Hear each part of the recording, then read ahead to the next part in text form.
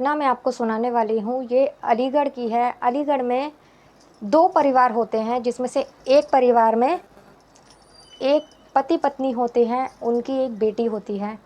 दोनों ही परिवार मुस्लिम होते हैं और जो एक परिवार होता है, उसमें पति-पत्नी होते हैं, उनकी एक बेटी होती है और उनकी माँ होती है। मतलब माँ की उम्र 70 साल की होती होगी। वो उनको कोई दिक्कत थी बॉडी में, तो वो मतलब पलंग पे ही पड़ी रहती थी, उनको चलने-फिरने में भी दिक्कत थी।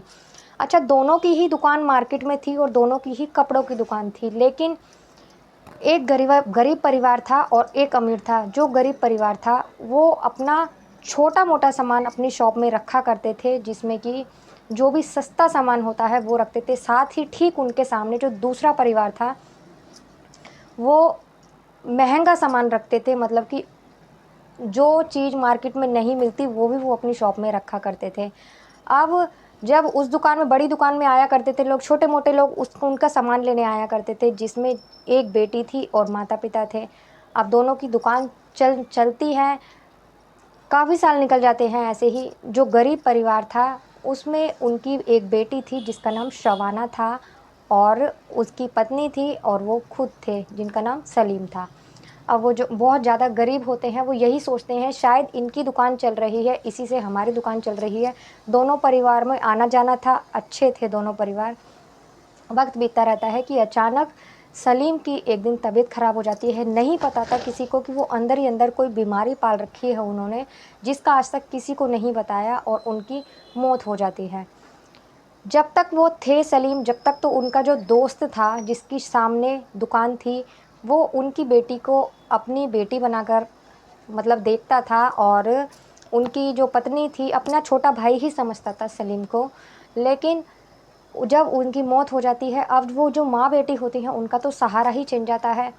मोमडन होते हैं, मुसलमानों में ये बोला जाता है कि कोई भी मुसलमानी औरत, महिला मतलब दुकान पर नहीं बैठती। जब ऐसा होता है, अब उन दोनों के सर पर एक मुसीबतों का पहाड़ टूट जाता है। वैसे ही वो गरीब थे, अब उनकी माली हालत दिन पर दिन खराब होने लगती है। एक दिन वो अपने घर में ही रहती हैं, दुकान बंद कर देती हैं, अपनी छोटी-मोटी तो दुकान थी उनकी, वो भी वो बंद कर देती हैं। अब उनके घर में दिक्कतें आने लगती हैं। एक दिन वही इंसान जो कि उसके पिता को अपना भाई बोला करता था, वो आता है। उसे देखकर जो उसकी माँ होती है, शबाना की जो माँ होती है, वो देखकर अपने मुँह ढक लेती है। ढकने के बाद उनसे बात करती है और बोलती है कि भाईजान कैसे आए आप यहाँ पर? तो वो कहता है कि सलीम मेरा छोटे भाई की तरह था और मुझे बहुत दुःख है उसके जाने का, लेकिन तुम बिल्कुल चिंता मत करो, तुम मेरे परिवार की तरह ही हो।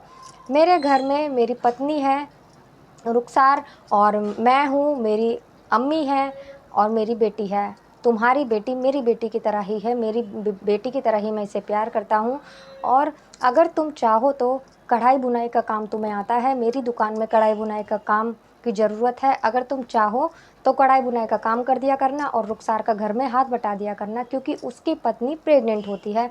तो वो कहती है घर के काम में हाथ बटा दिया करना और मेरी माँ की थोड़ी-सी सेवा कर दिया करना, तो इसके बदले में मैं कुछ पैसे भी दे दिया करूँगा और तुम वैसे भी मेरे परिवार की तरह हो। ये मत सोचना कि मैं तुम्हें नौकर समझ के ये बोल रहा हूँ, तुम मेरे घर में मेरे परिवार की तरह ही रहोगी।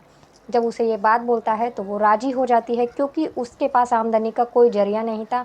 उसे भी यही लगता था कि शायद ये परिवार हमारा अच्छा चाहता है, हमारा भला चाहता है। अब वो वहाँ जाकर रहने लगती है, उसके घर का काम बटाती है रुखसार के, उसकी पत्नी के साथ रुखसार के साथ उसका काम हाथ बटाती है काम में और उसकी माँ की सेवा भी करने लगती है, साथ ही वो कढ़ाई-बुनाई का काम भी करने लगती है। अब लेकिन अब वो जब वहाँ रहने लगती है तो उसे उसकी नीयत पर शक होता है कि वो उन दोनों माँ-बेटियों को गंदी नज़र से देखता है। औरत की नज़र ऐसी होती है कि वो पहचान लेती है कि किसकी नज़र मेरे ऊपर अच्छी है और किसकी नहीं। अब उसे लगता है कि शायद मैंने गलती कर दी यहाँ आकर। एक दिन वो बैठी होती है अपनी बेटी के साथ, कढ़ाई का काम कर रही होती है कि अचानक उसकी जो बूढ़ी माँ होती है, वो आवाज़ लगाती है कि बेटा मुझे बाथरूम जाना है और मेरी आकर मदद कर दो। तो वो उठती है, शबाना की माँ वहाँ से उठती है और उसको लेकर जाती है। लेकर जाने के बाद वहाँ जाती है, उससे बात करती है, वो बहुत दुआएँ उसे देती है कि बेटा तू आ गई है, तूने मेरा ध्यान रखा है और तू बहुत खुश रहेगी, तेरी बेटी बहुत खुश रहे। तो वो कहती है कि कोई बात नहीं अम्मा, ये तो मेरा फ़र्ज़ है। ऐसा कहने के बाद वो उसे अपनी जगह पर अपने कमरे में लिटाकर जब वापस आती है तो देखती है कि शबाना वहाँ नहीं होती। शबाना महज़ 14-15 साल की लड़की थी उसकी। जब देखती है तो वो बहुत ज़्यादा, और देखती है कि बगल के ही कमरा बंद है और उसकी बेटी वहाँ नहीं है। अब वो आवाज़ लगाती है अपनी बेटी को, उसकी बेटी नहीं आती। जब वो देखती है कि यहाँ पर वो भी नहीं है, वो आदमी भी नहीं है, उसके पति का दोस्त जिसकी वो दुकान थी, तो वो चिल्लाने लगती है, ज़ोर-ज़ोर से दरवाज़ा पीटने लगती है। इतने में ही रुखसार वहाँ आ जाती है, उसकी पत्नी, और वो कहती है कि क्यों चिल्ला रही हो तुम? तो वो कहती है कि क्यों चिल्ला रही हूँ, मेरी बेटी अभी यहीं थी और अब नहीं है।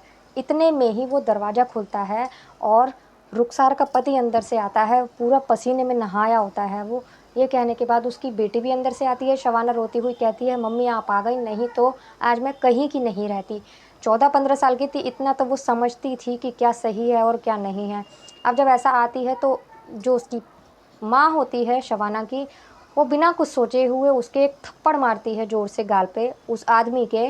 वो कहता है, तुझे बिल्कुल भी शर्म नहीं आई? तू तो मेरी बच्ची को अपनी बच्ची बोलता था, अपनी बेटी जैसी समझता था और इसीलिए हमें यहाँ लेकर आया था।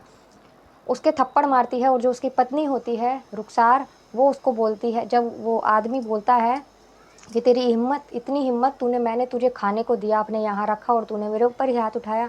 तो जो रुखसार होती है वो उसे वहाँ से भेज देती है, कहती है आप दुकान मर जाइए।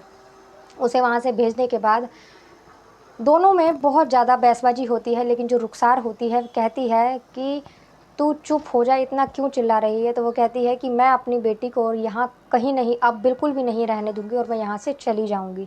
तो रुखसार कहती है, कहाँ जाएगी यहाँ से? और यही यहाँ नहीं रहेगी तो कहाँ जाएगी और क्या करेगी, कैसे पालेगी अपनी बच्ची को?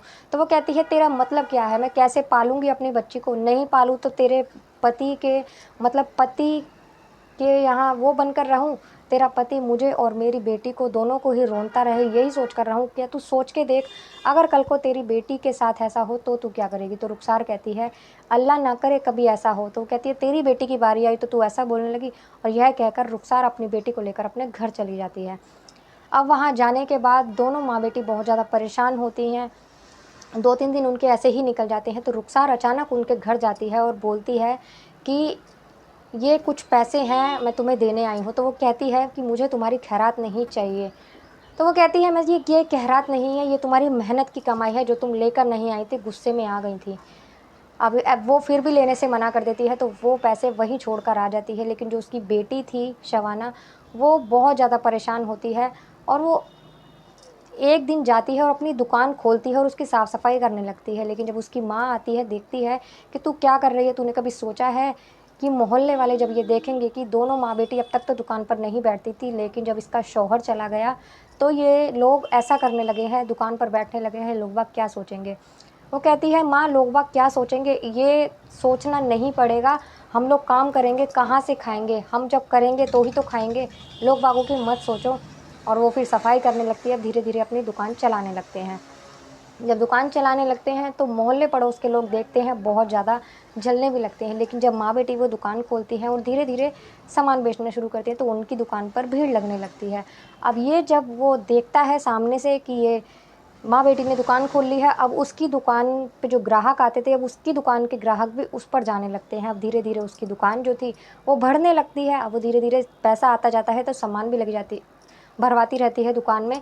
और अब जो उसका कमरा था वो कमरा भी दुकान में ही तब्दील हो जाता है। इतनी ज़्यादा अब उसके पास दुकान से ग्राहक ही नहीं हटते, इतना ज़्यादा मतलब उसके पास कस्टमर आते हैं, ग्राहक आते हैं। अब उन जो भी दिक्कतें थी वो सब ख़त्म हो जाती है, धीरे धीरे सब ठीक हो जाता है। अब यही वो चिढ़ता रहता है क्योंकि उसने उसके थप्पड़ मारा था, इसीलिए वो थप्पड़ का बदला लेना चाहता था कि शबाना की माँ ने उसे थप्पड़ मारा था। अब वो बहुत प्रयास करता है कि इन दोनों माँ बेटी मिलकर ये दोनों हिंदुओं के लड़कों को अंदर लेके जाती हैं और इन्होंने 2-3 लड़कों को फंसा रखा है। यहाँ तक कि वो मौलवी को भी यही बोलता है कि इन दोनों माँ बेटी ने यहाँ गंद फैला रखा है, यहाँ गंदगी फैला रखी है।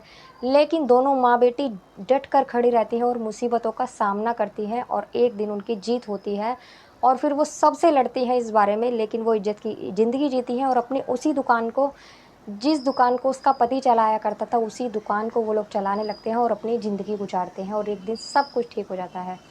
तो दोस्तों कैसी लगी आपको ये कहानी? अगर अच्छी लगे तो प्लीज़ कमेंट कर कर ज़रूर बताना। मैं गीता गुप्ता मिलती हूँ आप लोगों को किसी और एक नई कहानी के साथ। तब तक के लिए नमस्कार।